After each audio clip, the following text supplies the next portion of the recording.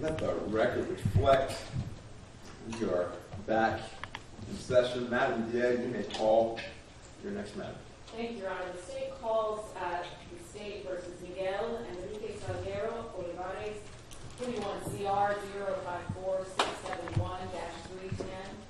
We're here, Your Honor, for the purpose of hearing pretrial motions that have been previously filed by both the state and the defense. I am Angela Garcia-Marca, joined by Brooke Stone, co-counsel in this case. Unfortunately, we don't have with us today Lisa Coltrane, who is our other trial team member. The state would like to ask the court if we might first arraign the defendant. Yes, ma'am. Allow. Defense counsel, does the defendant waive formal reading of the indictment? Yes, ma'am. Thank you. In that case, in 21 CR 054-671-310, how does the defendant, Mr. Salguero-Olivares, plead to count 1, murder, count 2, first-degree burglary, count 3, first-degree rape, and count 4, first-degree sexual offense? Not guilty of all charges. Thank you, sir. All right. And you may have a seat. Before we start, we want to make sure that we are all on the same page. If you're in the audience, and if you've not received consent from the court, you will not be allowed to record with any cell phones or any type of devices that can record. Now, the court has allowed for one camera in the courtroom, and that gentleman's allowed, obviously, but you are here and you have a device. You're not allowed to take pictures. You're not allowed to record on either devices. All right. Now, Madam DA and Mr. DA, I believe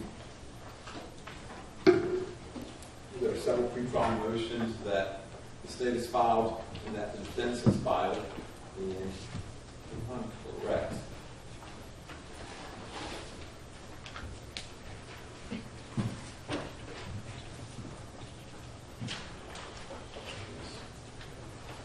the court wants to start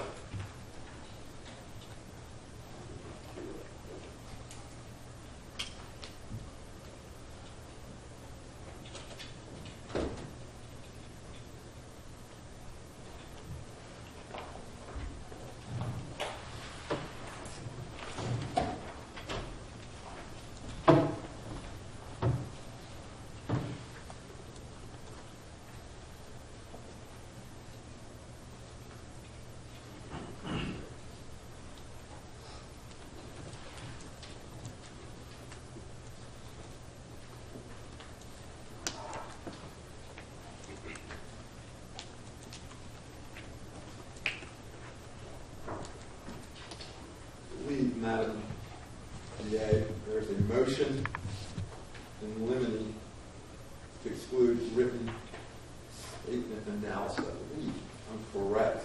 That's the first one. No, that's not it. I apologize. It's the motion in limine to exclude the 911 analysis. I think that would be the one that the court would want to go ahead and start with first.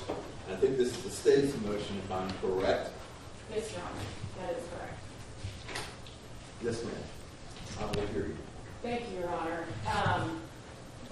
At some point during the investigation of this case, which began in 2012, and I think it might help at this point just to provide a little context for the history of the investigation of this case. And so, Your Honor, the crime is alleged to have occurred September 7th, 2012. Chapel Hill PD started investigating. The autopsy was completed by the Office of the Chief Medical Examiner, who did, among other things, collect evidence, forensic evidence, as part of a sexual assault kit. That kit was then analyzed by the North Carolina Crime Lab, and a suspect DNA profile was identified. That suspect DNA profile was then determined to be present on other parts of the crime scene, not just inside the victim's body.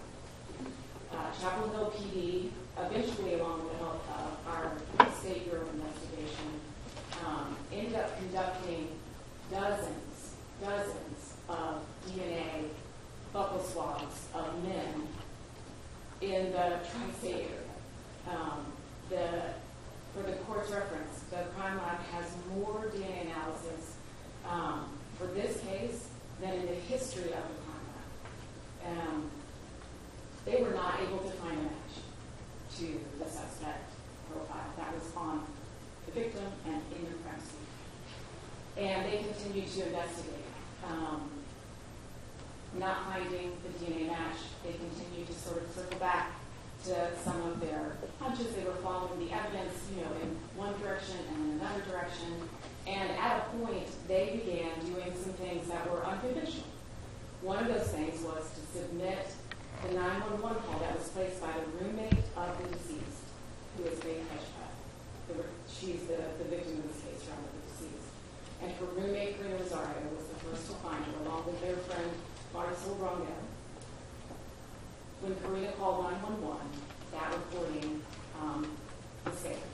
And Chapelville PD sent that reporting to someone named Mark McClish in an attempt to find anything, any kind of direction, sense of lead that might take them to the suspect whose DNA would match the crime. Unfortunately, Your Honor, Mr. McClish is really not qualified under the law of North Carolina to offer an expert opinion. If I may approach. Yes, ma'am.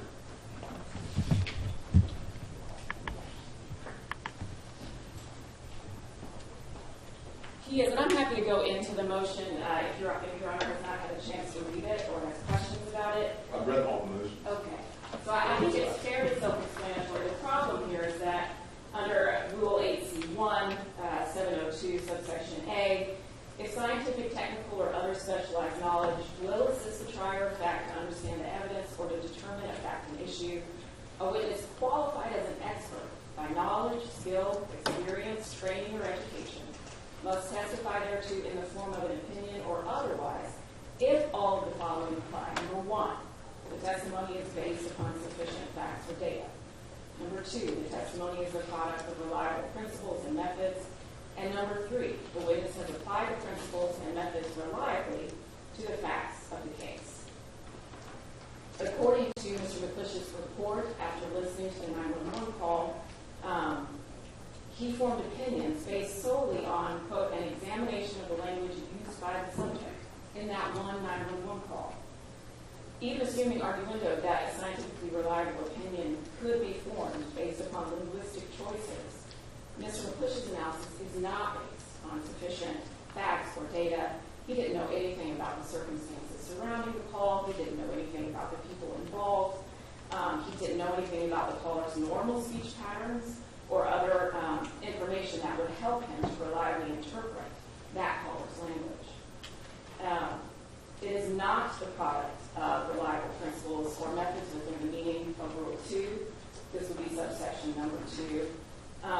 Rather than employing a methodology that's been objectively tested, independently validated, subjected to meaningful peer review, or generally accepted within the scientific or professional community, he relies on a self-created interpretive framework derived just from his own law enforcement experience, which is not nothing, but it doesn't meet the threshold for expert testimony that's considered to be reliable or the product of reliable principles and methods.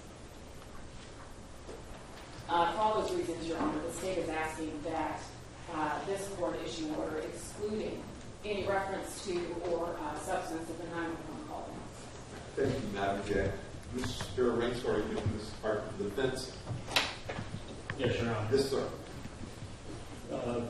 This is evidence that's created by the state. The defendant isn't seeking to introduce this. So I don't have any objection if the state doesn't want to try to present the 911 analysis and evidence. As far as making a sweeping ruling that it lacks admissibility and there's something different than just saying nobody's going to try to admit it, then it's not going to be admitted. I'll leave that to the court, but the defense isn't trying to admit it. So noted. I do think it's important that the court at least acknowledge what the state has said on the record as opposed to the court just saying no one's going to admit it. Just in case, I think it's important. You're not objecting to the state's motion to exclude, correct? Correct, Your Honor. Was there an exhibit that was passed up to the court, or was that just a copy for me to look at? I just want to make sure if it was passed up, it was marked. This is not marked. This is that whatever it is. I'm happy to mark it. Sure. You have it also, Mr. Rainsford. Yes, Your Honor. She gave, the marker gave me a copy of it.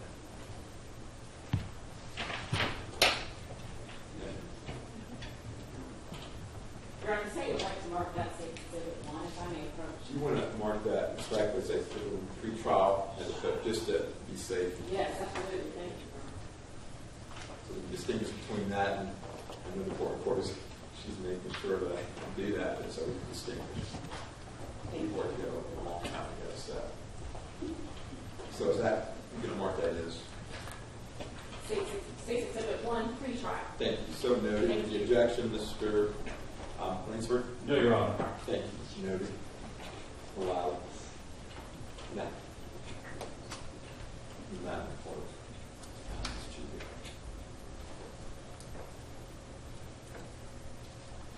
The court's going to indicate, I agree with the district attorney. I'm going to incorporate by reference the argument in whole, but I will indicate that Mr.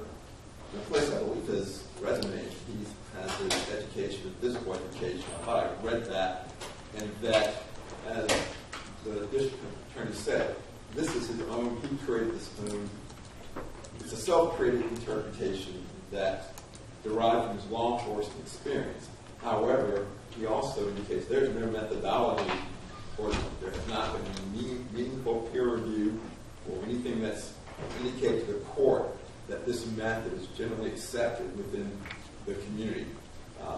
As the district attorney indicated, it does not comply with Rule 702. It's not based on any product or reliable principles and methods. The court will also indicate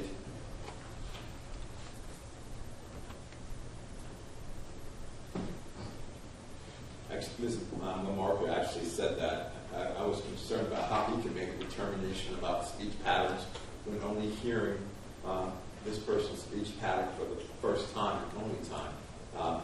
Therefore, as I said, I'm going to incorporate by reference the state's argument in full. I reserve the right to make further findings of fact if necessary. However, the motion in limine to exclude the 911 call analysis is allowed. Thank you, Your Honor. Yes, ma'am. And Ms. Lamarca, the state's prevailing parties at the appropriate time, you will, and after this week, you'll share that order with the defense, and once the parties have that, I'll sign off on that. Thank you, Your Honor. Thank you. Now, counsel, I believe the next matter would be the motion in limine to exclude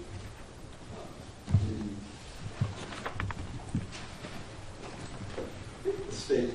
The motion only to exclude the evidence of blood alcohol concentration, the calculation opinion, but let me make sure I'm clear. Is the state ready to go forward in that matter? Yes, sir. Is the defense ready to go forward in that matter at this time?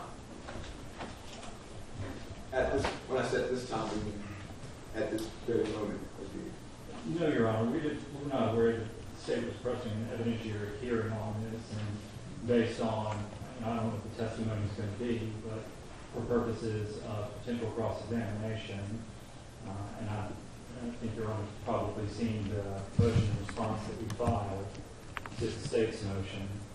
That's going to involve us playing multiple video clips for the witness to review.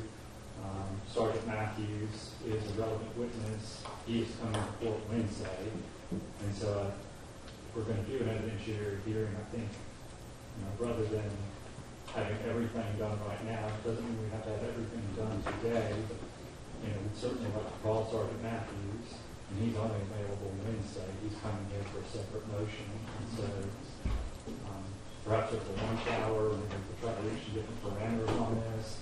We can be creative as to how the evidence gets presented, but I want to make sure it all gets presented to Your Honor. You said that Sergeant Matthews is pertinent to this particular motion by the state, sir? Yes, Your Honor. Yes, sir, Mr. As an initial matter, I will say that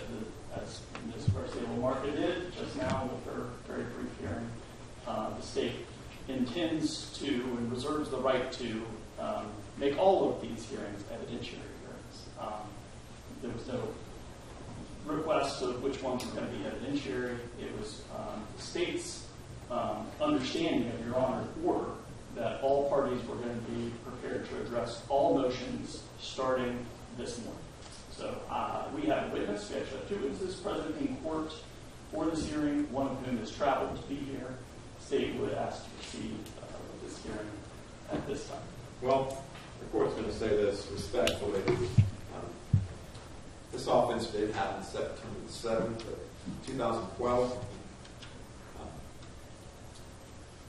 This court, when I was assigned last year, told the parties, you get the trial date that you want to try this. This court did not do anything to influence that or suggest. The court said for both parties to think about what they need to do.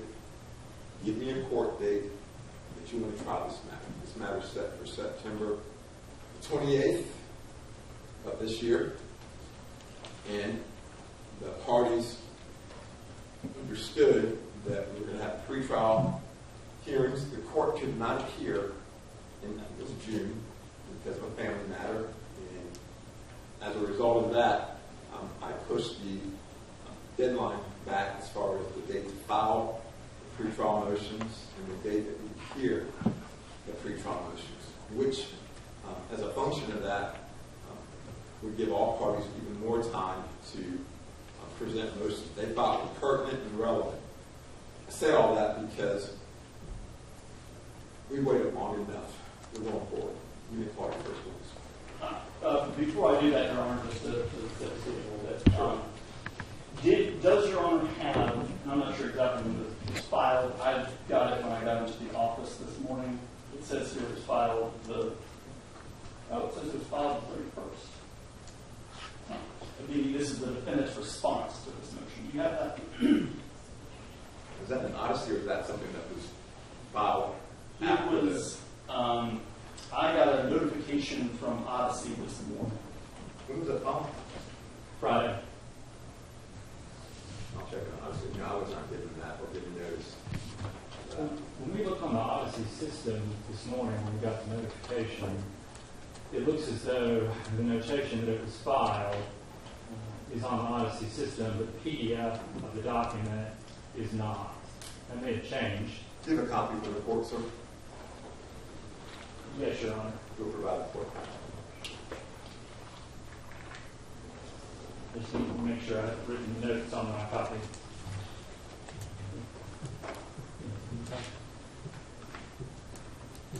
Out of an abundance of caution, Mr. Murphy's getting a clean copy.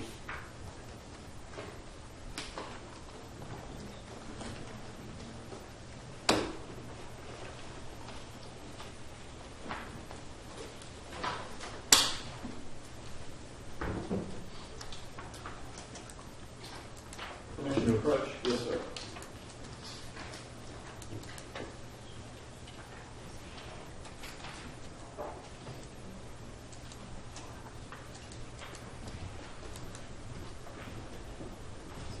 He's in honor of a copy of the motion that was filed. The file stamp doesn't appear on the bottom of the motion, but we did get notification from the clerk's office today that it received the filing that we made on Friday, Yes, sir. As an initial matter, Your Honor, I will just note that I realized since filing that I made a mistake in this motion. In one of the issues I think we're going to be talking about in this hearing and in several other hearings this week is kind of the timeline of what happened when during those early morning hours of September 7th, 2012.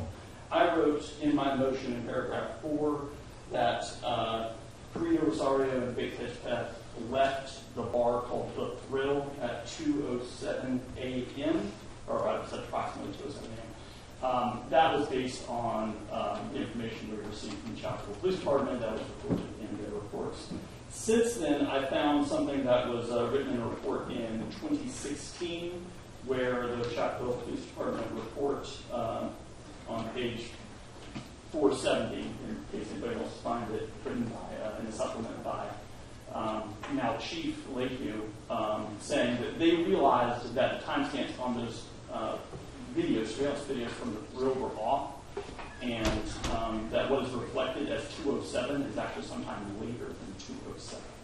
I think in one of the defense motions they have down that Rosario and had left the bar at 2:20 something. I say that, Your Honor, to apologize for making that error, first of all, and also to point out something that's going to be relevant for this hearing and other hearings, that we don't really know the timeline that morning. There are some things we know from cell phone records, that these things happened at these times. However, as far as things that are on surveillance footage, like the surveillance footage from the thrill, we have reason to believe and or know that the surveillance footage timestamps are wrong, as they were in this case. So we don't actually know what time exactly they left the thrill bar. This motion is about the expert testimony of Paul Glover. The state is seeking to exclude the opinions that Mr. Glover generated with respect to Faith Hedgepeth's blood alcohol concentration, or BAC, for the morning of September 7th, 2012. I will say, as an initial, Ms. Garcia Lamarca already, in her motion, talked about Rule 702, which is obviously what the government says. And I will say, as an initial matter, that Paul Glover is a renowned expert, that he is well qualified, and that his opinions that he generates are the product of reliable principles and methods, that he, as far as I'm aware, in every case, and in this case, applied those principles and methods in a reliable way. The issue, though, is that the testimony, or his opinion in this case, would be based on insufficient facts or data, which is Rule 702A, subsection 1. The testimony is based upon sufficient facts or data. That's what this comes down to. So Mr. Glover was provided information from the Chapel Police Department about what they believed Faith may have had to drink that morning. And I would submit to you, as I'm sure you've read in the motion, that that is conjecture, how much she had to drink that morning. There are a lot of gaps in the knowledge about what she had to drink, how much alcohol was in the drinks that she is believed to have consumed. And most importantly, there's just speculation that she didn't have anything more to drink besides what, and all the information that the Chapel Police Department gave to Mr. Glover was based on the observations that Karina Rosario was able to make. So basically they said Karina Rosario was able to remember Faith having these two drinks, and they assumed those are the only drinks she had. And as you, I'm sure, read in the motion, there's reason to doubt that is the case. That is the basis of the motion. Mr. Glover, given reliable information, can give reliable expert testimony about a person's EAC and how it changes over time, but in this case, he was not given reliable information. It was not based on sufficient facts. It was based on speculation without evidentiary support. And at this time, the state would ask to call Mr. Glover. Paul Glover, for the record. Yes, sir. Your Honor, as he's approaching, if I'm just to try to expedite things, if the state is stipulating that Mr. Glover is well qualified, reliable, apply the principles and methods in a reliable way, that retrograde extrapolation has been accepted by the courts in North Carolina since at least 1985. If the state is saying all of those things, then I can limit my examination to Mr. Glover. I just want to make sure, because if we have that agreed to, because otherwise I need to go through those things in my examination through the state makes. I'm just trying to expedite things by asking that question. I'm sorry to sort of jump up before he testifies. Yes, sir. Yes, no, I'm happy to answer that, and thank you for that. Yes, as I've indicated, the state is only objecting to the facts and data, not to the principles. I do have some questions, though, to ask Mr. Glover about how he prepared his opinion in this case, kind of the factors that go into that. So, Your Honor, and just kind of the information he was given to make his conclusion, so Your Honor can have an idea about why his ultimate opinion might not be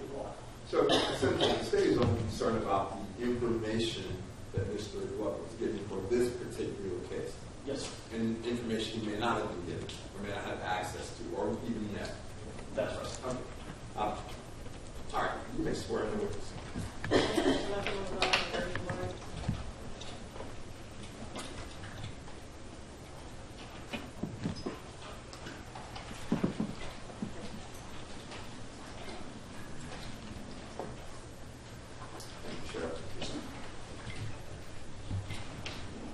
you solemnly swear that the testimony that you should now give before to the truth, the only truth, and nothing but the truth, so help you God? I do. Be seated. Thank you, Madam Clerk. Thank you, Sheriff. Sir, state your first and last name for the record, please. My name is Paul Glover, And Mr. Glover, please spell your first and last name for the record. Paulglover. Thank you, sir. Thanks for keeping your voice up. Just be mindful that the court reporter is right in front of you, so try not to speak too fast. And also, if you allow for the attorneys to ask the question, then you can respond in order to avoid talking to each other. Thank you. Yes. All right, this witness is with this witness. Mr. Glover, will you please just tell us a little bit about your background?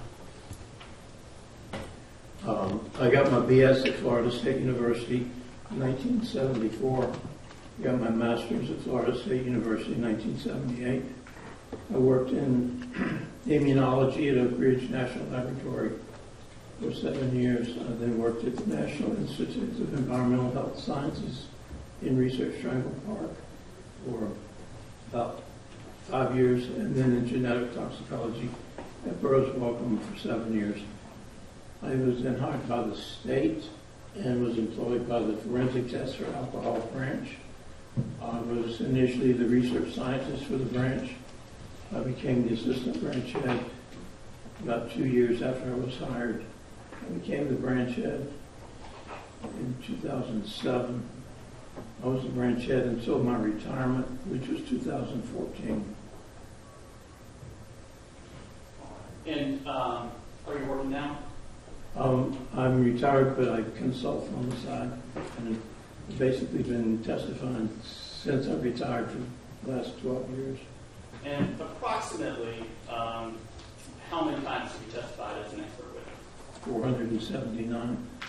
All right. And what fields did you testify in those 479 times?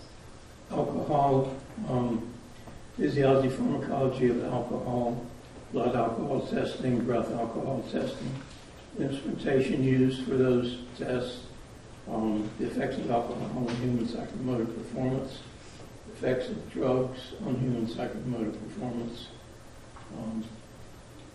That's most everything, I think.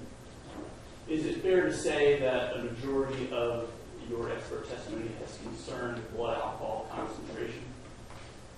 Yes, I'd say probably 2/3 to 3/4 of it. And not just blood alcohol concentration, but to calculate blood alcohol concentration, especially using elimination rate. Is that right? Right. Okay. So how is blood alcohol concentration, or BAC, calculated? Well, if we're looking at a blood test, the blood is drawn from the subject. Generally, it's going to be injected in headspace gas chromatography and determine the concentration. You can calculate concentration on the individual if you know their weight, their gender, and the amount of alcohol they consumed. You can calculate what their BAC would be. You can do breath alcohol concentration is done by measuring breath that's deep lung breath from an individual who's been drinking alcohol, and it's measured in grams per 210 liters of breath. All right. So that's kind of the information you get about the individual, about what their BAC was measured as, and information about their weight and how much alcohol they consume. Is that right? I'm trying to get the first part of the question. Oh, I'm sorry. I'll try to keep my voice up and talk into the microphone. So, I'm not sure I'm going to be able to recreate my question exactly, but basically what I'm asking is, this is the information that you need in order to do a BAC calculation. Is kind of information about the person, how much they weigh, what their BAC was measured at one time, and then how much alcohol they consumed, and at what time they consumed it. All of that is something that you would use in evaluating a situation, but it's like if I was going to dose someone with alcohol in a controlled drinking exercise, I need their weight, I need their gender. I would then calculate how much alcohol to give them to get them to a particular BAC. That's something that's done routinely in our classes when we have controlled drinking exercises. And does a person's, after they finish consuming alcohol, does their BAC change over time? Yes, an individual's alcohol concentration will change over time. As soon as you drink alcohol, it starts being absorbed into the body and distributed within the body by the circulating blood. It will be broken down, or the breakdown process starts immediately. As soon as the first alcohol goes through your liver, some of it gets broken down before it goes anywhere else. There is an enzyme in the liver called alcohol dehydrogenase that's responsible for breaking down about 95% of the alcohol that we consume. We lose about 5% of the alcohol through breath, sweat, and urine. The alcohol elimination goes on at a steady rate over a fairly significant range of alcohol concentrations. It's been studied and written about in peer-reviewed science for almost 100 years now. So there's some basic principles that we rely on that were published and that we still use today, like I say, for calculating concentrations in a dosing experiment. And the rate of elimination of alcohol that you were talking about, there's a phrase that you use called elimination rate. Is that correct? Yes. Okay. And did you use the same elimination rate for every person? No. We will generally use a very conservative rate. So if I was going to be doing a retrograde extrapolation, I'm going to go back and calculate earlier concentration. We use 0.0165 BAC per hour. That means we would expect it to go down by that much each hour. If I have a person's rate of elimination, which you can calculate if I have multiple samples that are analyzed, then I would use their rate of elimination. We see a range of elimination rates for about threefold range, where the highest we see is about 3 times the average, and that would be in a chronic abuser. We don't factor that in. It's just part of what we know about what the body does and how it responds to alcohol. So if a person is a chronic abuser, we can see rates in the range of 0.054 BAC per hour. I wouldn't use that unless I'd actually measured that on someone. Normally, we just use the 0.0165. So when you say that the 0.0165, right, Correct. is a conservative rate, you mean what you're saying is that some people might have a higher rate of elimination? Correct. If we look at individuals who've been charged with DWI, and there's studies that have shown this, where they've measured the rate of elimination in that population, we see a faster rate of elimination. The alcohol is a toxic substance. The body treats it as a toxic substance. The more you challenge the body with this, the more the body responds, and we find greater rates of elimination in people who challenge themselves frequently. So in essentially non-drinkers or inexperienced drinkers, we see a very conservative rate. In people who've been charged with DWI as a population, we see a somewhat faster rate. We see in females, we see a faster rate than males, about 10% faster. That's because females have a proportionally larger liver than males, so they can process more alcohol per hour than a male can, a comparable male. And then, like I say, you get into being a chronic abuser, and we will see that rate increase.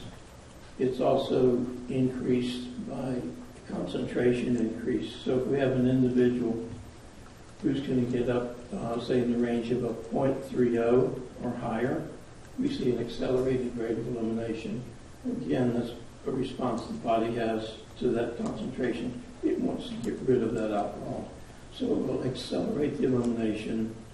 Once the concentration falls below about a .30, you'll see it revert to its normal rate of elimination.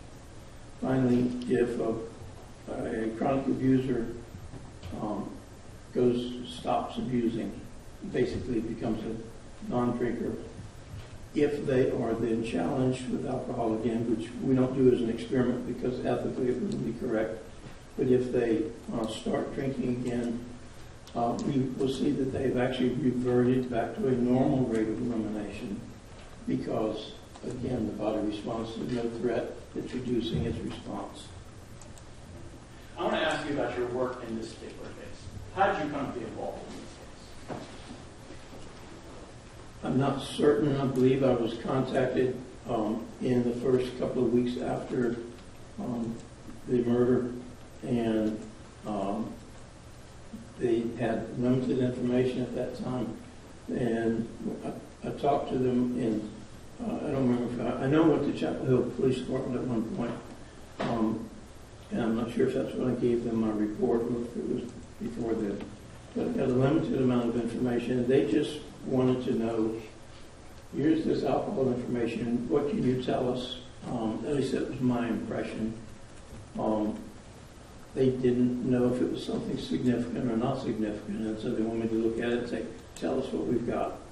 And so I took the information they provided and generated my report. Chairman Edwards? Yes, sir.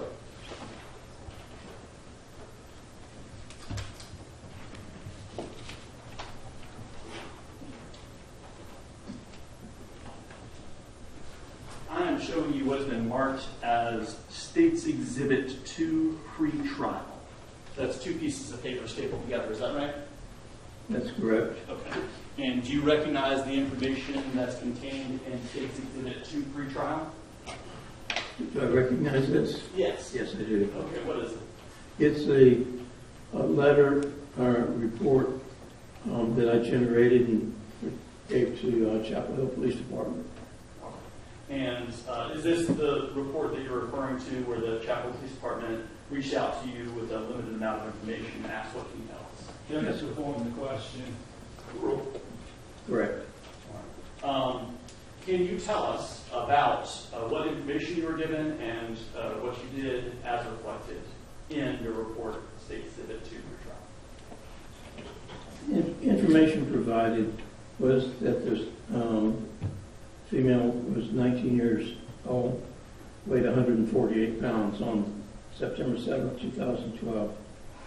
She was alcohol-free prior to 1 a.m. on that day.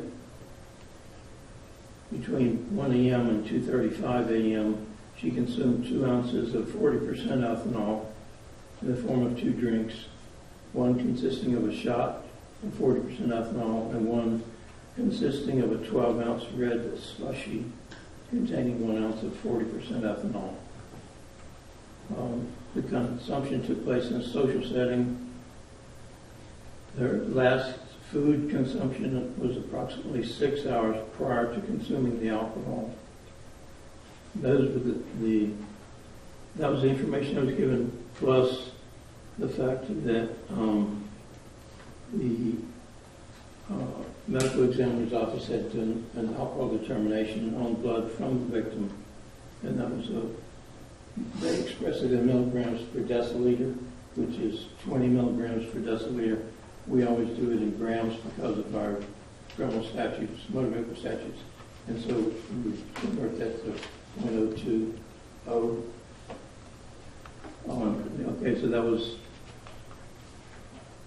that's what I was given, and basically they asked, what can you tell us based on this information?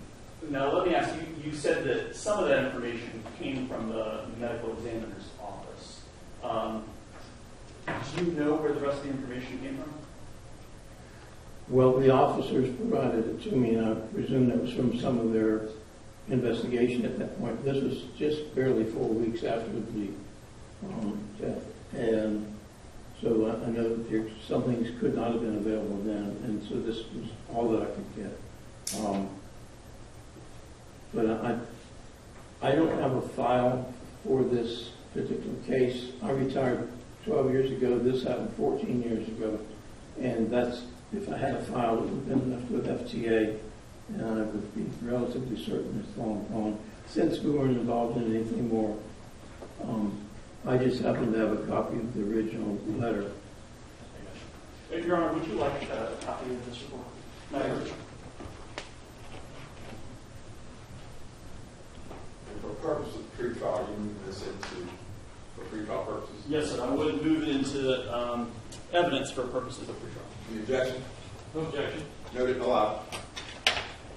Thank you. And what did you do after receiving that information? My practice is always to make a timeline. So I would make a timeline of any time points that I was given. The first time point would have been when they arrived at the bar, and I know I have here between 1 and 3:35 a.m. At some point, the value of 12:40 as an arrival time. I've heard that. I believe that was in other notes. I don't think I had those at that time. But I would establish the beginning time point and the ending time point. The ending time point would have been when they left the bar, because there's presumption of no consumption after they left the bar. So I've got 2 ounces of alcohol, one in the form of a shot, the other in the form of a 12-ounce drink, but nonetheless, an ounce of ethanol for each of those. I convert that to grams because it makes it easier for me to deal with it. Calculate what the maximum BAC would be if I could take an exemplar person. There was 148 pounds of the volume, a distribution of 0.55. Pour that alcohol in, shake it, instantly distribute it throughout the body. That would tell me the absolute maximum BAC that we could have had. With that, I will then, you can reduce it by 0.0165 per hour that passes by. In this case, I knew that from an alcohol standpoint, an end point was the 0.02 grams per 100 milliliters of whole blood. That's when a person dies, they stop metabolizing alcohol. The blood's no longer circulating. And so, given a situation where it's not a very traumatic event, like a train crash, plane crash, or something like that, and there's no reason to expect that alcohol concentration to change. And so now I'm looking at a 0.020. I simply look to see how much time would have to go by at a rate of elimination of 0.0165 to arrive at a final BAC of 0.020. So that's what it did. And I calculated the amount of time that would have passed. That time would have started at the beginning of the drinking, and then I'd add to that time point the elapsed time, and that gave me a final time for the BAC of being 2:51 a.m. is the time that she would have arrived at a 0.020, given 2 ounces of alcohol in that drinking window. And so the drinking window, does it matter when the alcohol would have been consumed during that drinking window? It does if someone had an hour and a half drinking window and they drank all their alcohol in the last minute, then that's not really much of a drinking window. The alcohol was provided, as I understood it, on arrival at this bar. One was a shot. That's pretty fast as far as starting a drinking window. And then the other was a 12-ounce drink that would have been consumed. And socially would be my expectation, my assumption, was being consumed readily over that window of time. And so you have a pretty nice window to drink the alcohol and have it distributed within the body. Were you given by the Chapel Police Department those numbers, the amount of alcohol per drink? Did they tell you each drink had 1 ounce? I did. I had that listed in here under my information provided. And then they, at that point, had been able to say that it was a 1 ounce shot of 40% and a 12 ounce red slushy containing 1 ounce of 40%. So that information was given to me because I certainly didn't come up with it. Isn't a normal shot 1.5 ounces? No, there's different people will call a shot different things. Sometimes people have pony shots. It might be a 3 ounce shot glass. You might have 1 ounce. You might have a shot glass that's got a real shot because you can get more drinks out of a bottle if it's a short shot. I normally expect a shot to be 1 ounce, and I have to assume a value in order to do the calculations. And that's what I did on this. 1 ounce was what was given to the 1 ounce shot is what I understood it to be. All right. I'm going to ask you a hypothetical question. If the drinks, the alcohol consumed by Faith Hedgepeth was not in fact 1 ounce per drink of alcohol, it was 1.5 ounces that she consumed with each of the 2 drinks that you were told about. And then I'm going to also add to this hypothetical question, let's say she had another drink that was 1.5 ounces of alcohol at about 2 a.m. Okay? So in that hypothetical situation, can you say what her peak BAC would be? Yes, and that would be 4.5 ounces of ethanol is what your 1.5 plus 1.5 plus 1.5. Yes, sir. 4.5. The maximum potential would be a 0.11. But we have to subtract from that the amount of alcohol that would have been eliminated during that window. Right. So what would the peak BAC be given that information if she had the last alcohol at around 2 a.m.? Well, again, you would have it's being absorbed, it's being eliminated. I'm saying the starting point or maximum potential peak, like I said, we could dump it in and instantly distribute it, would be a 0.11. So now any time after that is what I have to look at. So we would have lost some during the drinking. It simply would have pushed the time out instead of my value of 2:51 a.m. It would push it out probably another 2 hours or so, put it in the range of about 5 o'clock, maybe 5:30, to reach 0.020, because 0.020 is a fact that's in there that we can't change. So you're saying, given the hypothetical that I gave you, Faith Hedgepeth would have reached the BAC of 0.02 at more like 5 a.m. or 5:30 a.m. Correct. Okay.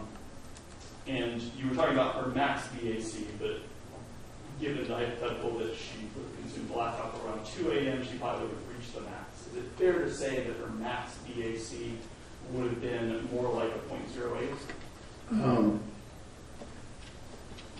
Can I get clarifications?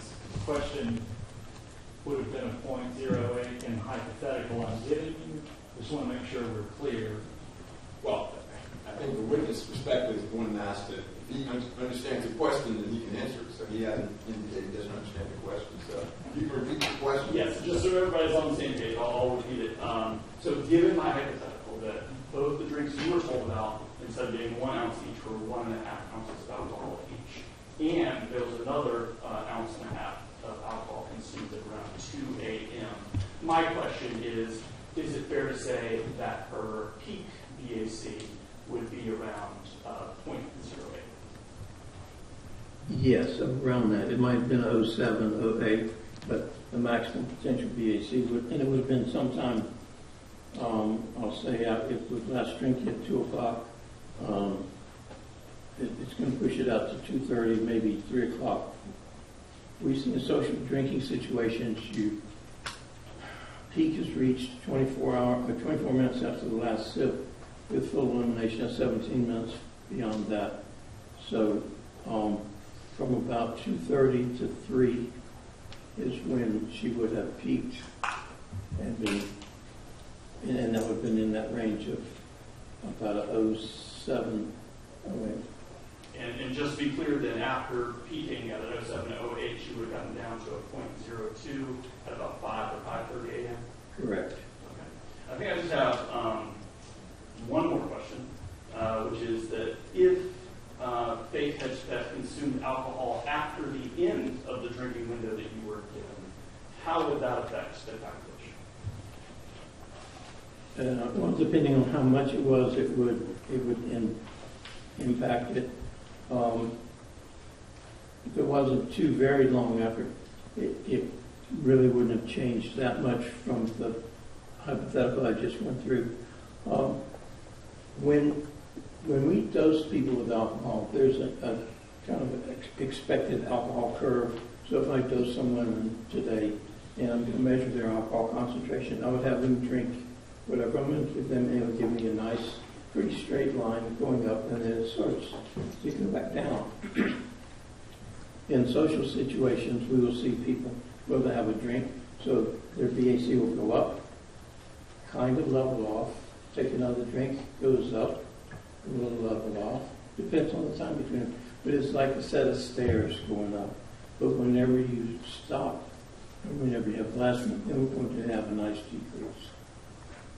So I guess I'll just follow up on my question then. So if she consumed alcohol after the end of the drinking window that you were given, that would have pushed back the time that she got to a .02 until later.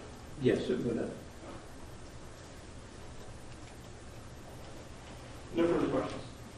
All right, hold on.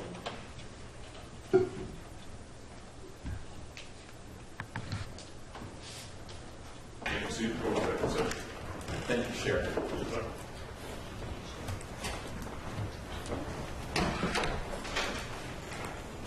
Madam Court, before you get, all right, let the record reflect the defendant is back in the courtroom. I believe this witness is with the defense. Thank you, Your Honor. Yes, sir. Good. I don't know if it's morning or afternoon, but it's close. Mr. Glover, I'll call it morning. The state asked you some questions a moment ago. I'd like to follow up on some of that information.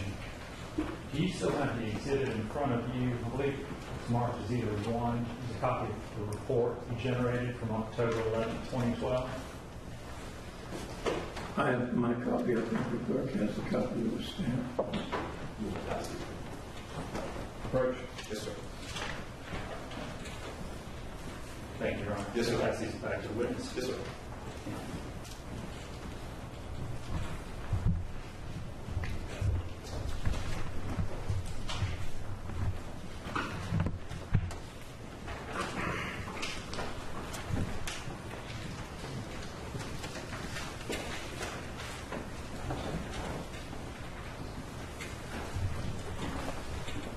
Now, in the report, the information provided to you was Ms. Hedgepeth's weight at the time of her death, correct? Is that the kind of information you would need informing an opinion or retrograde analysis? This isn't exactly retrograde, but if I'm doing alcohol concentration calculation, yes, I need the specifics on the individual. So this information provided you, that's something that you wanted for your report, correct? Correct. And then the next bullet point, that Ms. Hedgepeth was alcohol-free prior to 1 a.m. on that night. That's information that's provided to you, correct? Correct. And that's listed in your report, correct? Correct. And you said the information was provided to you by law enforcement, correct? Yes.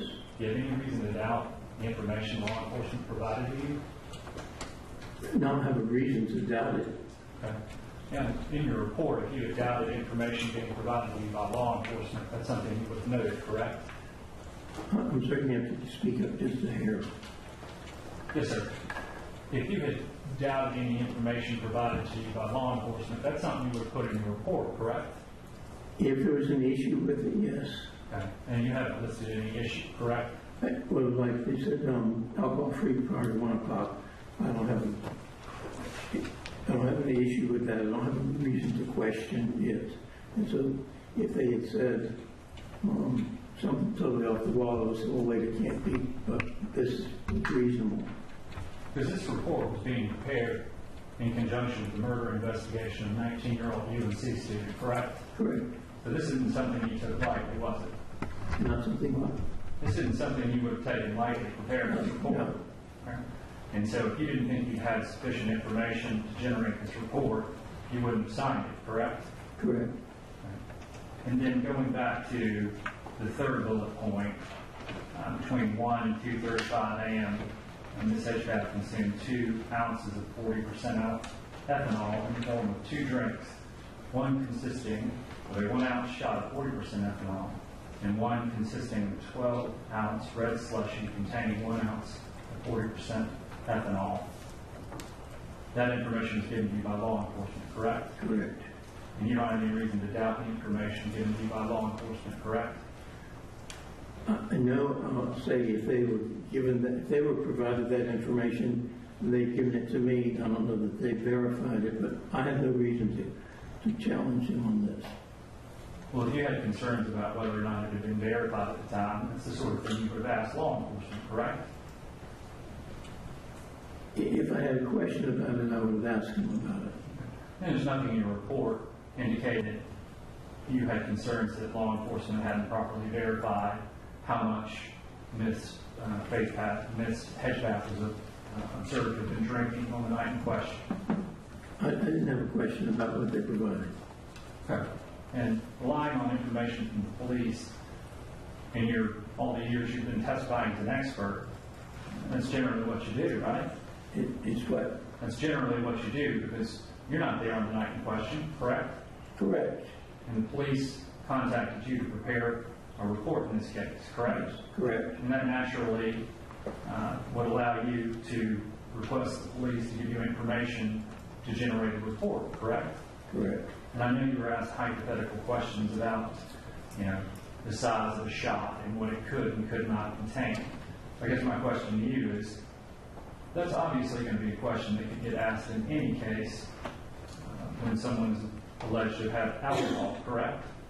I'm sorry, when someone's alleged to have had alcohol, outside of like a controlled drinking study, you're not at the scene measuring the shot to say this is absolutely 1 ounce, correct? I'm not there to see if it was measured. I don't know. But the information you were given was that it was a 1 ounce shot, correct? Correct. And you don't have anything in your report saying that you had any issue with law enforcement giving you that information, correct? Correct. And you wouldn't have prepared a report that the shot was a 1 ounce shot if you had questions about whether that were true or not, would you? If I was given just a shot without being quantified, I would have either had a question or had to do multiple calculations considering if it was a 1 ounce, 1.5, 2 ounce, 3 ounce. But in this case, it's total 1 ounce. The 1 ounce of alcohol is 1 ounce. And the police would have, and I mean, it's in my motion, and I'm going to go over that in a minute, but was any of the police reports from 2012, was any of that information shown to you prior to you testifying here today? Was any of that information, has it changed? Yeah. Were you provided with the police reports by the district attorney's office prior to your testimony today? No. Okay. Were you provided with the video interviews of Ms. Rosario in which she discusses what she observed of Ms. No. That was not provided to you, the district attorney's office? The videos were not provided, no. Okay. Is that something that you would like to see in order to hear the testimony directly from 2012 from witnesses who said what they observed? I don't know that it's something that I would want to watch or need to watch. So is it your testimony that if a witness is videotaped in 2012 giving information as to what they observed someone drinking, That's not something you would want to see? Your Honor, I'm going to object to the phrasing of the question of wants to see, what this witness wants to watch or not watch. Sustain. Okay. Is that the kind of information, video interviews of witnesses, is that the sort of information you would rely on in forming an opinion? It might be. It would depend on the source of the video. If it was a security camera footage at a bar with somebody drinking, that's one thing. If it's somebody explaining what they did or what they saw, I'd have to look at that differently. Okay. So if you were provided video interviews from law enforcement from 2012, is that something you'd be willing to review in this matter? Would I be willing to? Yes, sir. I could review that. Okay. And if that had been given to you ahead of time, is that something that you would have reviewed prior to this hearing today? I would imagine, yeah. When was the first time you were told the state was seeking to exclude your opinion in this case? Well, I realized I saw that in the motion. Was that the first time that you were given any notice that the state was seeking to exclude the opinion you offered on October 11th of 2012? That would have been the only notice. So between October 11th, 2012 and the state's recent motion, have you been contacted by any law enforcement asking you questions about, them doubting your opinion somehow? No. Any of the assistant district attorneys prior to this motion being filed contacted you and expressed reservations about your opinion? No. You wrote the report on October 11th, 2012 and signed it. Do you stand by your opinion?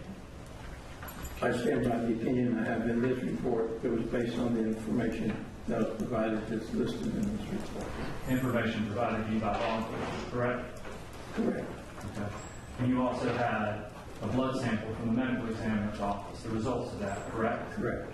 And you had information as to the last time Ms. Hedgepeth had food on the night in question. Correct. Okay. And is that the sort of information that you rely on in forming and the opinion in this October 11, 2012 report? I would rely on it. It might not be significant. In other words, eating 6 hours earlier is of some value because it's not like when someone drinks and eats at the same time and then delaying the opening of the pyloric sphincter so that the stomach contents go in. Food will slow it down. That could be that's not something you can calculate, but if it's far enough back that someone ate, then it's not something that you're concerned about. I mean, you put a bullet point in your report that you've been provided information that Ms. Hedgepeth had last consumed food approximately 6 hours prior to consuming the alcohol. Correct. Okay.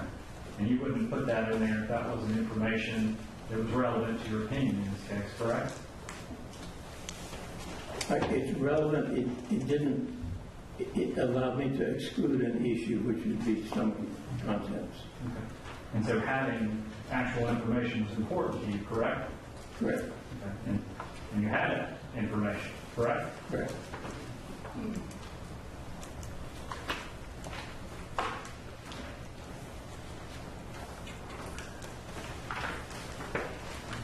You give me just one moment on remark and exhibit.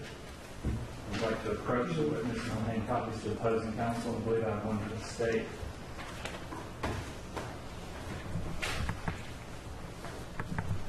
I do not have a stapler, Your Honor. I apologize for that.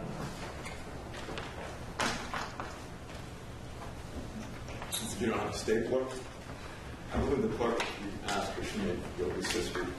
Thank you, Your Honor. Yes, sir. I'm going to first show opposing counsel.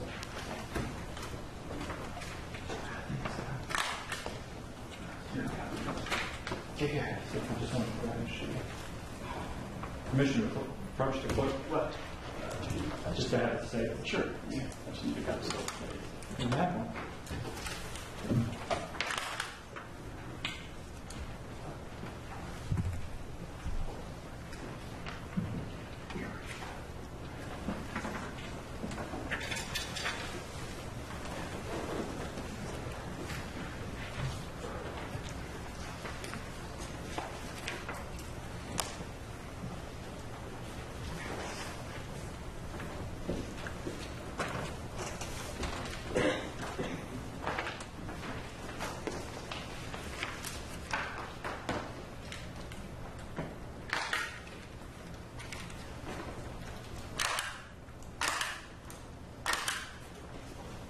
Appreciate your patience, Your Honor. Yes, sir. I'm handing a copy to my fellow counselor and approaching copy for the court. So the record is clear. This is defendant's exhibit what? Number 1, Your Honor. Pretrial. Pretrial. And I'll make sure to write that directly on the sticker.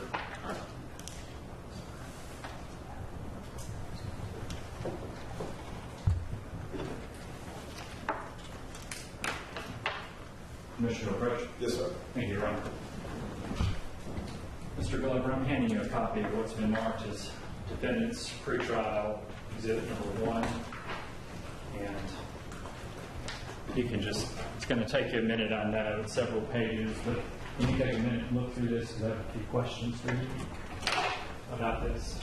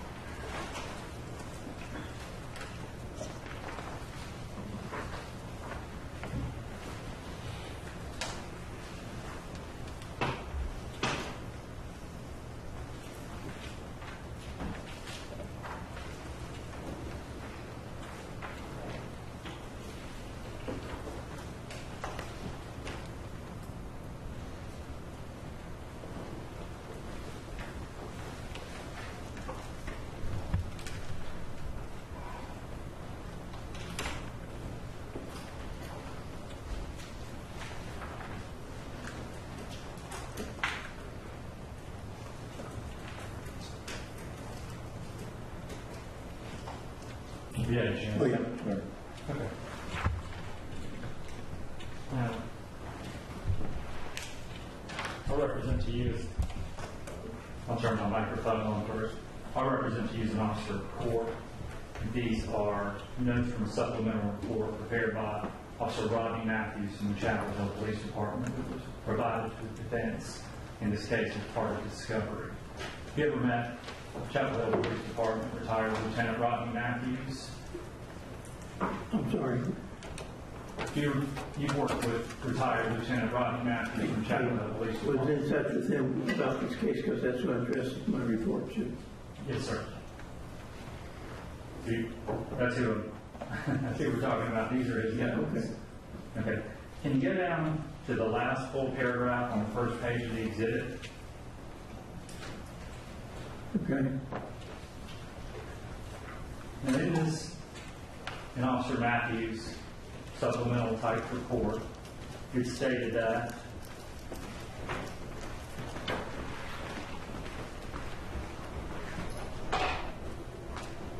Rosario said that Faith was driving, and they went through the drive-thru to get their food at approximately 1900. You see that? Yes. And so, being provided information about what time Ms. Hedgepeth consumed her last meal in this case, is this the sort of information the police notes that you would also rely on in forming an opinion? I would rely on at least the police notes, which these apparently are. Yeah, I would rely on what they provided. Okay. This is the sort of thing you rely on in other cases when you testify as an expert as to the rate of alcohol elimination in an individual, correct? Yes.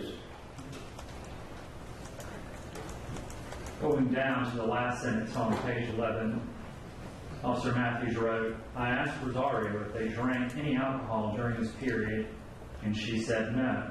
I asked her if Faith had been drinking prior to picking her up, and she said she didn't think so, and she didn't appear to have been. Now, that sort of information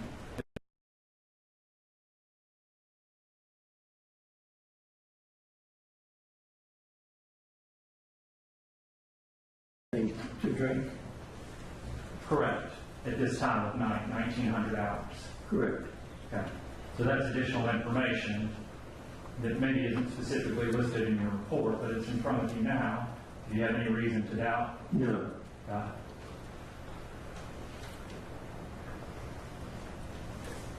Going to page 12 of the exhibit, well, the second page of the exhibit, the bottom right corner, it's listed as page 12, but just to clarify, this is the second page of the exhibit. Can you turn to the second page?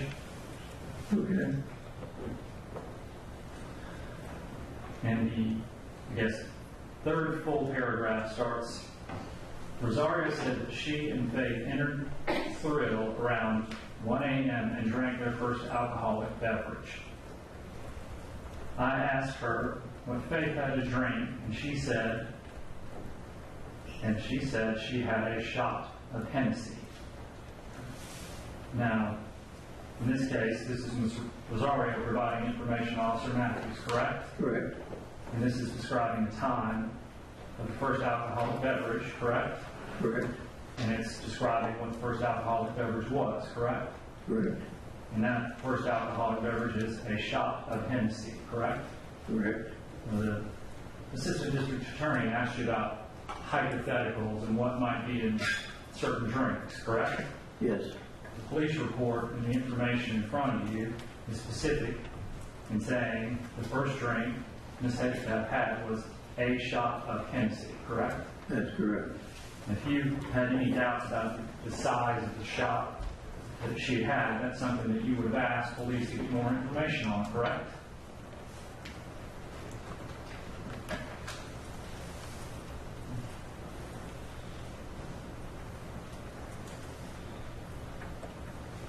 I'm sorry. I didn't understand what you said. Sure. If the police provided you information that the first drink around 1 o'clock was a shot of Hennessy, and you had any issue with that information, you would have noted that in your report. If I had had an issue, yes, I would have. Right. So you didn't have an issue with the information. No, I didn't. Right. And here today, you don't have an issue with that information, correct? That's correct. And moving along in that same paragraph, it states, Rosario said that Faith took the shot, and then about 10 minutes later, she and Faith went over to one of the bars to the slushy machine where they both got a cup of red slushy drink. You see that? I do. And that's in the police report, correct? Correct. And this, again, is information you rely on in forming your report, correct? Correct. Okay. And so here, the information is that after entering the Thrill at 1 a.m., well, around 1 a.m., Faith took a shot of Hennessy, and then about 10 minutes later, Ms. Rosario and Faith went over to the bars to get a red slushy drink, correct? Correct. And so I know we did hypotheticals earlier. Does this give you some more exacting information about what time the drinks were consumed? It gives some, I mean, it's still not exacting. It says, entered the Thrill around 1 o'clock, so that could be before or after. And then it said about 10 minutes later, and so that could be 8 minutes or 12 minutes. I mean, there's Well, it's not time stamped, but it's reasonable. Right, it's not a controlled drinking study. No. But when you give opinions as to the fate of alcohol in the body, you usually don't have the benefit of controlled drinking study, correct? Correct.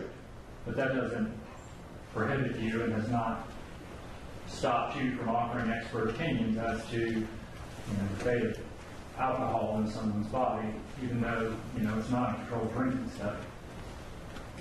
Correct. Now, the next sentence, it's noted, I asked Rosario, this is Claudia Matthews, I asked Rosario what was in the drink, and she said it was a red slushy concoction that is mixed with tequila. I asked her how large the cups were, and she explained that they were about the size of a solo cup, except these cups are white with ridges. I then asked Rosario if she saw Faith drink anything else after the red slushy, and she said nothing. She then specifically stated that she asked Faith if she was going to have any other drinks, and Faith told her no, because she had to drive. I guess my question to you is, you were given a hypothetical about understanding what time and whether somebody had additional alcohol. Remember that hypothetical? Yes, I do. And in front of you, you have a police report where the victim in the case, Faith, is alleged to have given a statement to Karina Rosario saying, I'm not going to have any more drinks because I have to drive. Do you see that? I do. Do you have any reason to doubt that information? No. And relying on what a person says they had to drink, that's something that you take into Objection consideration. to stating evidence. There's no evidence that Faith said what she had to say. Sustain. Sustain. May I be heard? Yes, are you? Okay. We're in an evidentiary hearing as opposed to in front of a jury. Cross-examining an expert. Experts are allowed to rely on inadmissible evidence, hearsay evidence, and other forms of evidence that normally another expert or another witness would not be able to rely on. And so because we're in an evidentiary hearing, because he's an expert, I believe I'm allowed to ask him questions using hearsay information and other forms of information that are routinely allowed for expert. There wasn't the objection based on the question. I think he said you questioned about what Faith said. He said that's not what the evidence. That's what I thought the objection was. Am I correct, Mr. Diaz? Yes, sir. I believe the statement is, are you going to have anything more to drink? And then the question assumed that Faith said she didn't have anything more to drink. So that's the objection. I agree with what you're saying, but that's not what his objection was. So now, you want to object? You want to address his objection? Well, the report that we read on the record has Ms. Rosario telling Officer Matthews that Faith told her no because she had to drive. So that is a statement from Ms. Hedgepeth that was being given to Officer Matthews from Karina Rosario. And even though that's a hearsay statement, that's the kind of information experts are allowed to rely on. In fact, oftentimes that's all they have. Okay, ask your question again. Yes, Your Honor. So in the exhibit in front of you, Mr. Glover, do you see, I'm going to read the sentence and then I'm going to ask the question again just so I'm clear. She then specifically stated that she asked Faith if she was going to have any other drinks, and Faith told her no because she had to drive. So my question is, Ms. Rosario's recitation of what her friend, Faith Hedgepeth, told her on the 9th question about whether she was going to have anything else to drink, is that the kind of information you generally rely on in forming these opinions?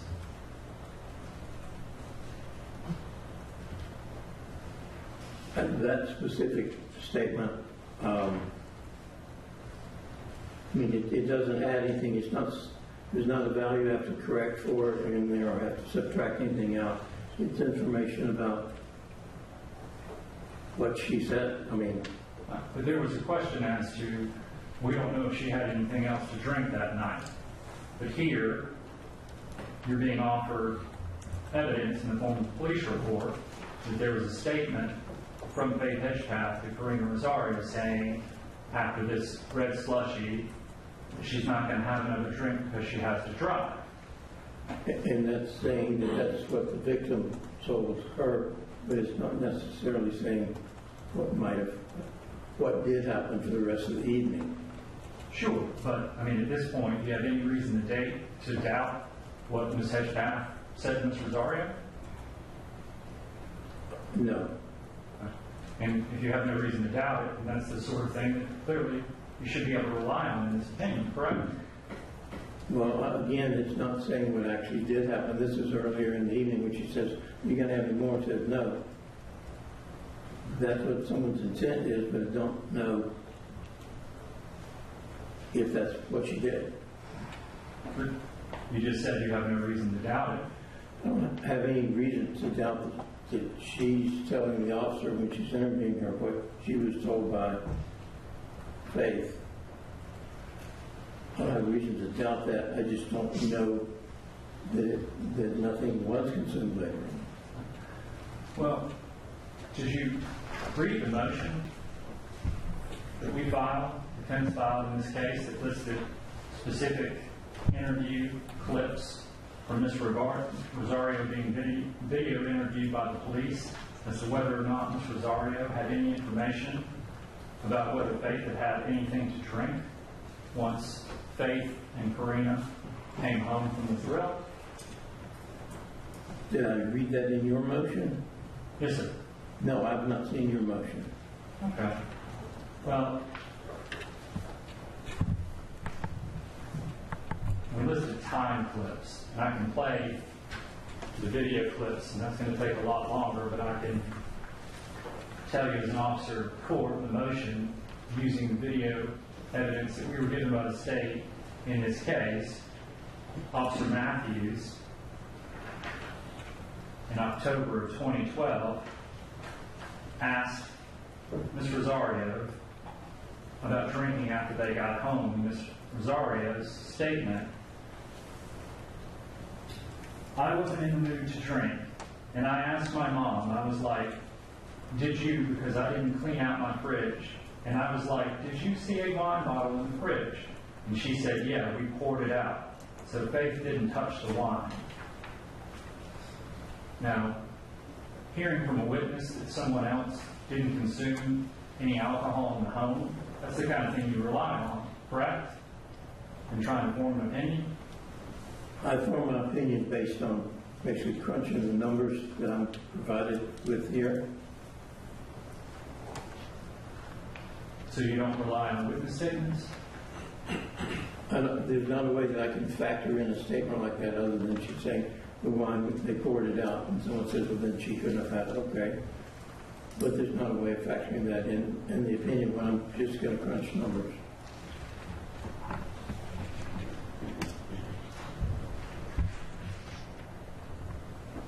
But it's not a total assumption that somebody did or did not have anything else to drink when you're actually given evidence from a witness saying Faith didn't touch the wine once they returned home. And I understand the distinction you're making.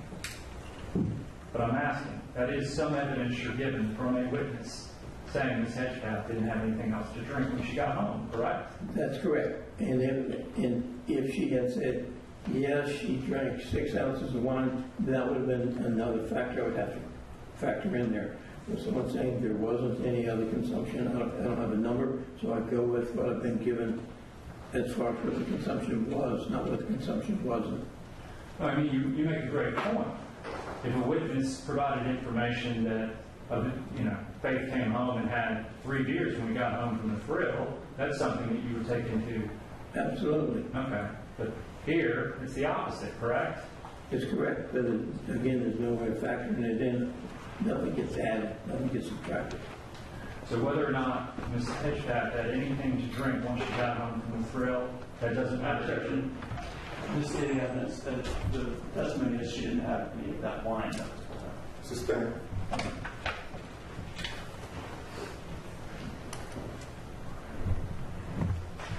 I'll get a little more specific.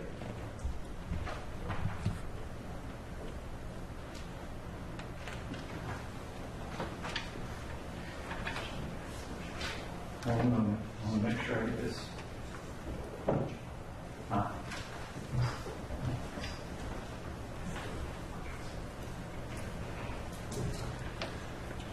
From the same video interview, we can play this in a minute. I think it's easier to go through it. Buddy Matthews asked Karina, did you drink any when you got home that night? Karina's response, no. Matthews' question, why not? Karina's response, because the only thing we had was the wine that was in the fridge. I mean, I was already drunk. I was already sick. I mean, I don't think that would. So here, Ms. Rosario is saying the only alcohol in the apartment was the wine in the fridge, correct? Correct. And then, so putting in context the later statement that I read to you, Faith didn't touch the wine. Does that give some more clarity? It's more clarity, but again, I go with The information provided in way of numbers I can calculate. I mean, there's nothing to suggest there was anything more consumed, but based on what you're saying. What I'm saying comes from the police interview, which was already out. Yes.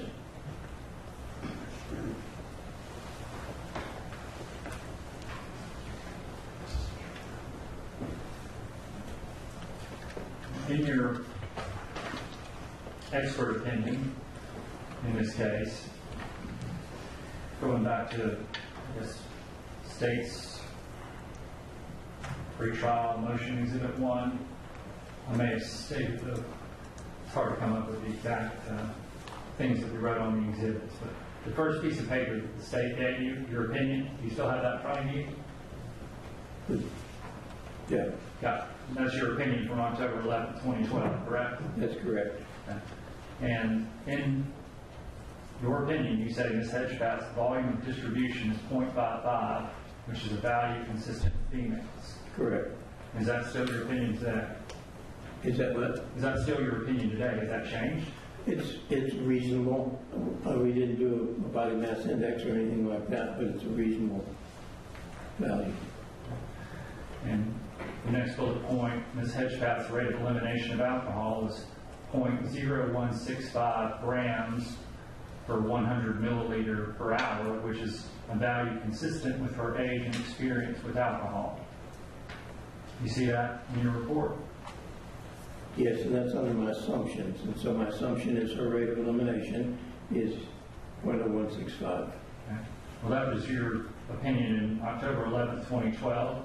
Is your opinion any different today? No. And then the next bullet point said that you wrote in October 11th, 2012 says, based on the concentration of alcohol and the relevant time points, there would be little of any post-mortem redistribution. There was insufficient time for the generation of post-mortem alcohol. Now, that was your opinion in October 11th, 2012, correct? Correct. And has your opinion changed? No.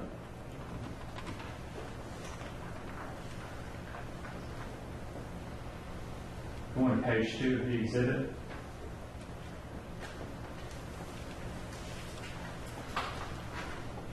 In the second full paragraph, you write, it is my opinion that Ms. Hedgepeth had reached her peak DAC prior to 2:35 a.m. and that she was in the post-peak elimination phase at that time. That was your opinion in 2012, correct? Correct. Has your opinion changed? No, that's not. So that's still your opinion. Correct. The next sentence says, it is also my opinion that Ms. Hedgepeth's BAC would have been 0.02 grams per 100 milliliters of whole blood at approximately 2:51 a.m. on September 7, 2012. Have I read that correctly? Correct. And that was your opinion in your report of October 11, 2012, correct? Correct. Has your opinion changed? No. Okay. This opinion we've read, now that we've gone through some of the evidence in the case, Officer Matthews' notes about consumption statements that Faith made, does that give you additional information? Is that additional information that you don't think you had at the time? Or does this refresh your recollection that maybe this is the sort of thing you did have from law enforcement at the time that you came up with your opinion in October of 2012? I don't, if you're talking about looking at the police report, I don't see anything here that I need to make a correction on from my original report opinion. Okay. And then there were some questions. I'm going to mark this as, let me just double check the way we marked the first one so I get the language correct. Your Honor, and I'll show a copy to my counsel while I'm marking the exhibit. Is this going to be Defense Exhibit 2 pretrial? You're my hero.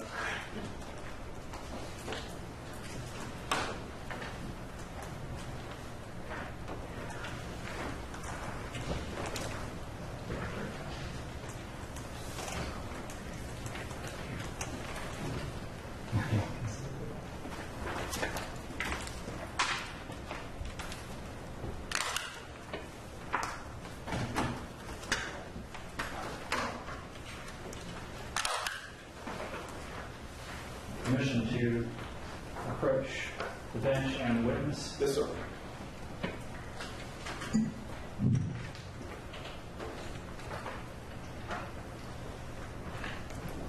Thank you. Yes, Your Honor.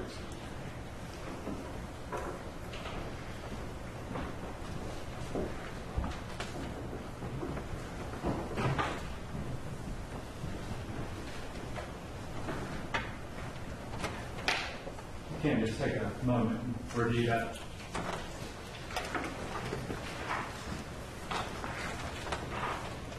We're not going to go over every page. I think that makes it.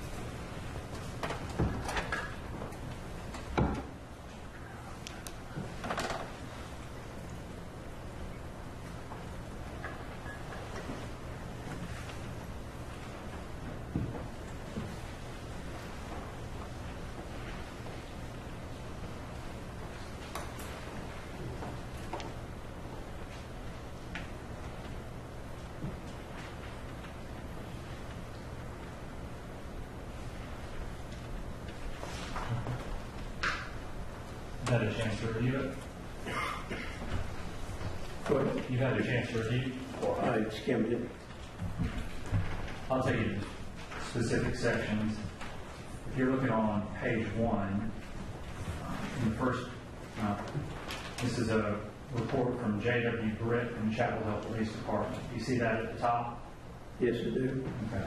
And you've met Johnny Britt before, Chapel Hill Police Department. I'm sorry? You've met Johnny Britt from Chapel Hill Police Department. Met them? You've met her before, correct? I don't know if I have or not. Okay. Did you contact her prior to today's testimony to ask her for her notes or for her recollection? No, I did not. Well, in this report, I'm just going to read this on the record so it's easier and I can do questions. She listed 1,252 hours, October 8th, 2012, quote, I called the owner of the Thrill, Scott Campbell. I'll skip his telephone number so nobody calls him. Campbell said that the bouncers were employed through an independent contractor. He provided me with his email address, thrillch@gmail.com. We discussed the content of the red slushy drink. Campbell said that a typical 12-ounce drink has 1 ounce of alcohol. He said that a regular shot is about 1.5 ounces, but at the Thrill, they do a 4-count, which is about 1 ounce. Do you see that? I do. You were asked questions earlier about, or hypotheticals earlier, about what might be in a particular mixed beverage, correct? Correct. Okay. Here, you're being given evidence that the owner of the bar says that at Thrill, they do a 4 count for a drink, which is about 1 ounce of alcohol, correct? Correct. And so going through that hypothetical earlier, you didn't have this information in front of you, did you? I had 1 ounce of alcohol. How they measure it is not something I was concerned with. Okay. But this does have the owner of the thrill in 2012 telling law enforcement that they do a 4 count, which is about 1 ounce of alcohol. About 1 ounce, correct. Going down 2 more paragraphs, Officer Britt notes, and she's speaking with the owner of the thrill, he said that they did not appear to be impaired. Do you see? That's a new. See that? Now, in trying to determine in these hypotheticals whether somebody had more to drink than what was reported, evidence of whether or not somebody seemed impaired, that would be the kind of evidence that you would want to know, correct? It could be valuable. Because if it was reported to you that the witness only had 2 drinks, but then a witness like Mr. Campbell says, I saw Faith and she appeared to be grossly impaired by alcohol, that would sort of contradict this idea there were only 2 drinks, right? And not necessarily. I have seen people before that were horribly impaired, then I knew exactly how much they had been given. So it's evaluating how much alcohol they had based on how they behaved is not always working. Okay, not always working, but here, the testimony was that she had 2 drinks, and the owner of the bar says she didn't appear to be impaired.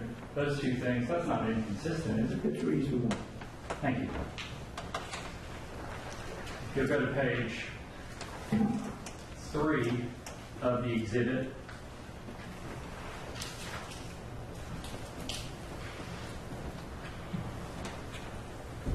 You're on page 3, the last full paragraph.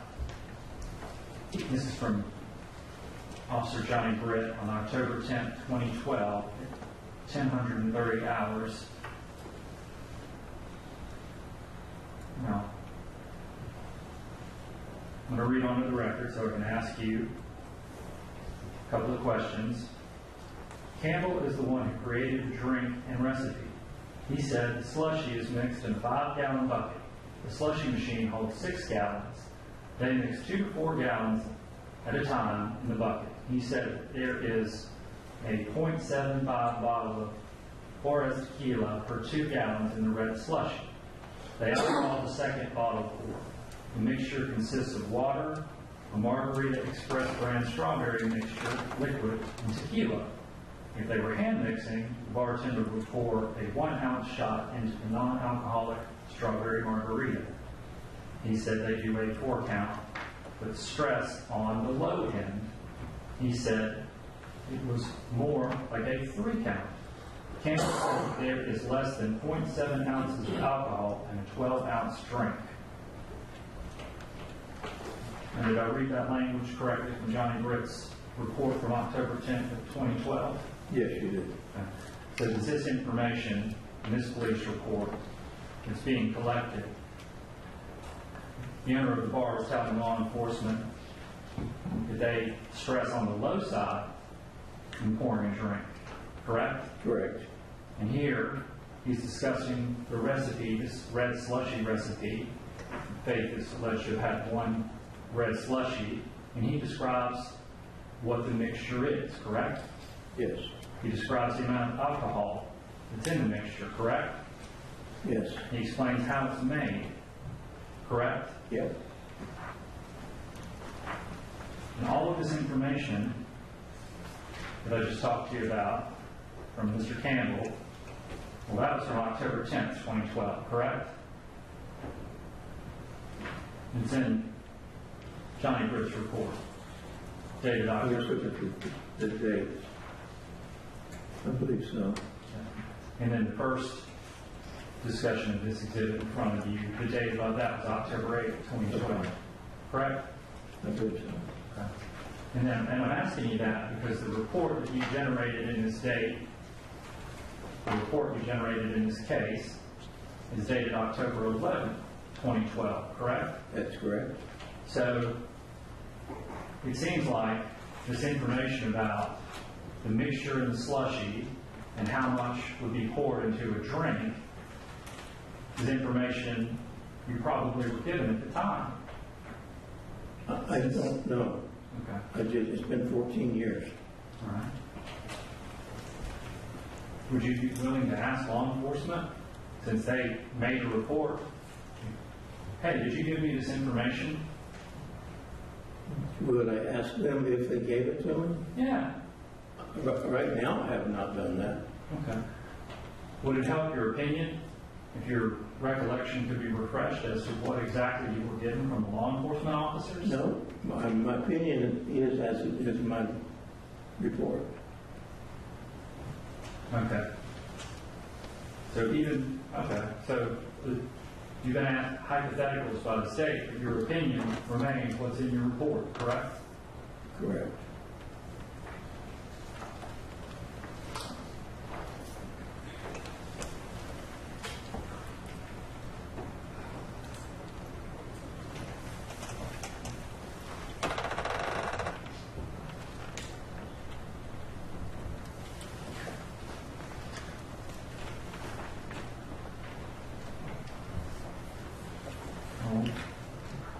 Represent to you as an officer of the court.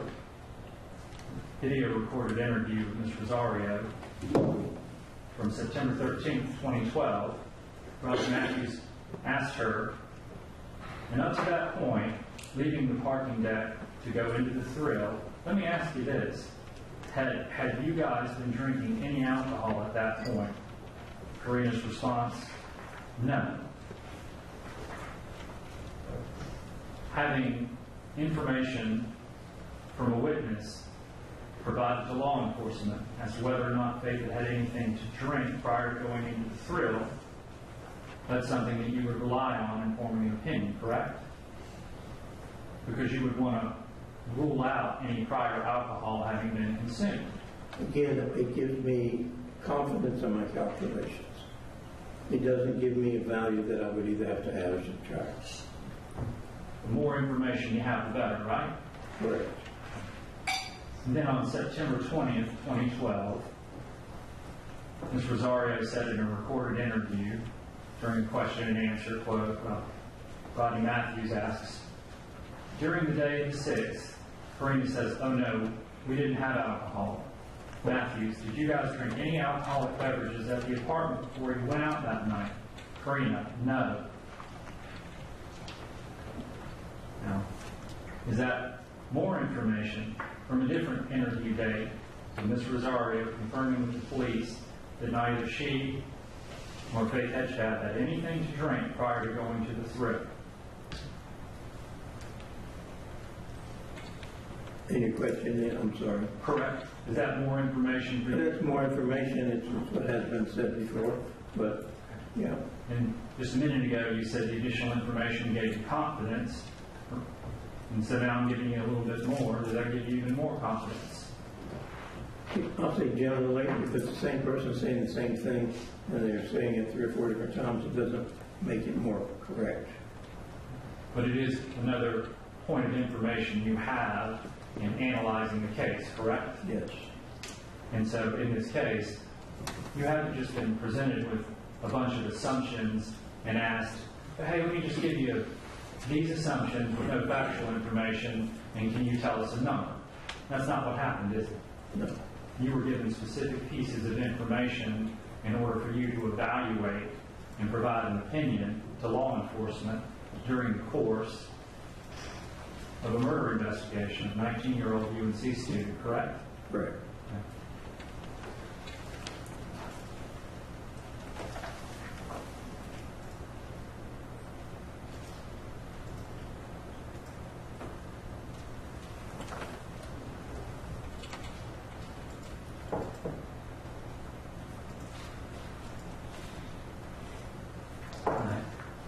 Have a moment, Your Honor. I don't have that many more questions, but you may need to multiply that by pi, but I'm going to try to. I'll help you out, because at 1 o'clock we're having lunch. I have no idea what time. Oh, Yeah, about 8 minutes. I shall do my best. I'll help you.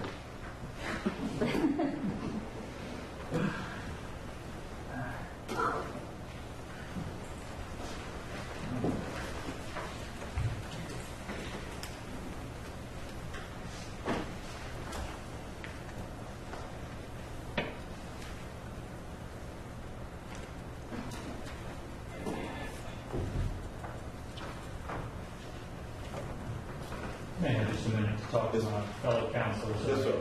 Thank you.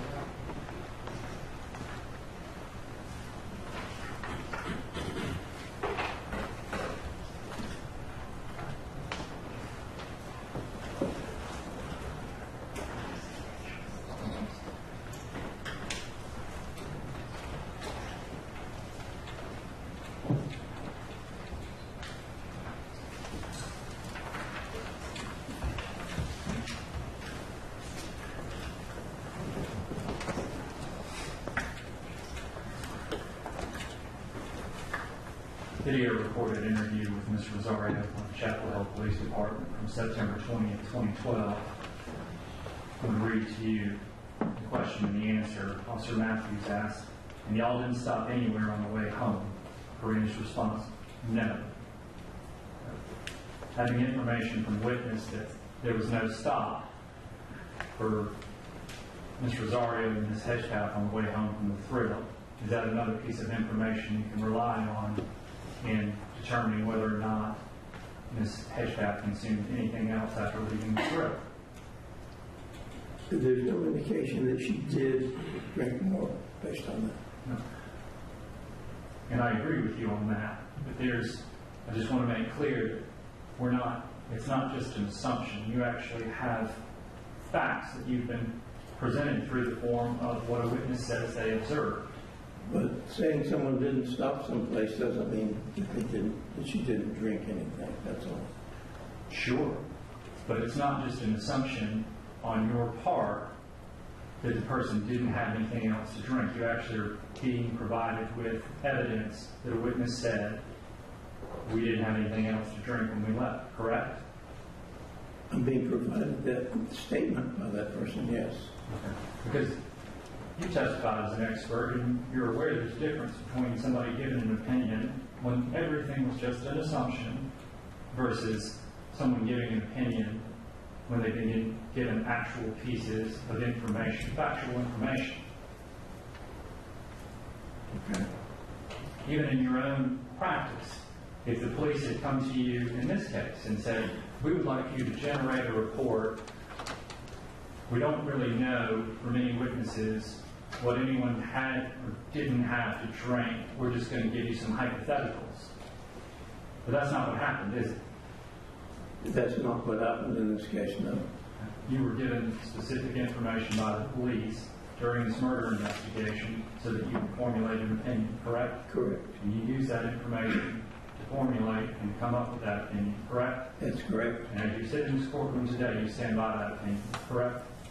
Not correct, I do. And it's based on the information in the report that I was provided.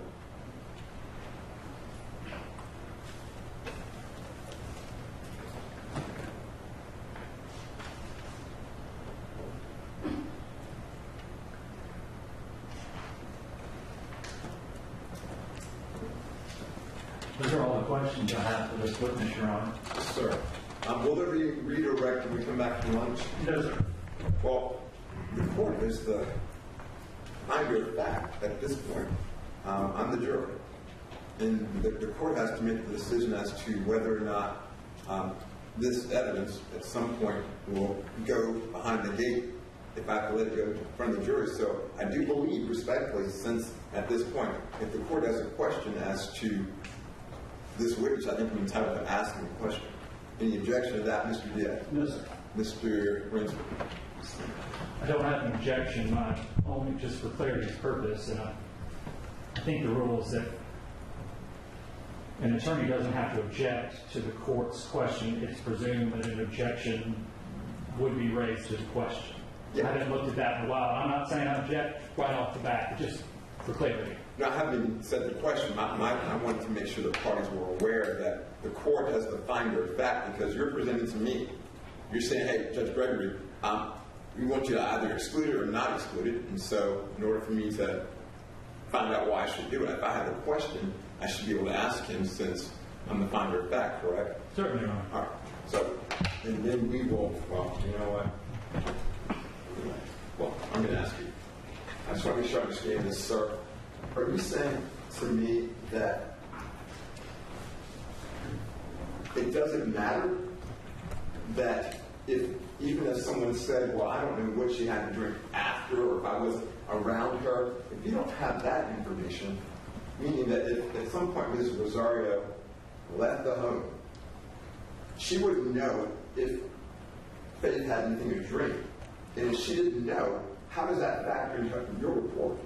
Well, I can't factor anything in. I'd have to go with the absolute values that I was provided with, which is 2 ounces and the time frame for those ounces, and the ME's report. All right. That's all I have. Now, I will give you a chance to ask questions about my question when we come back from lunch.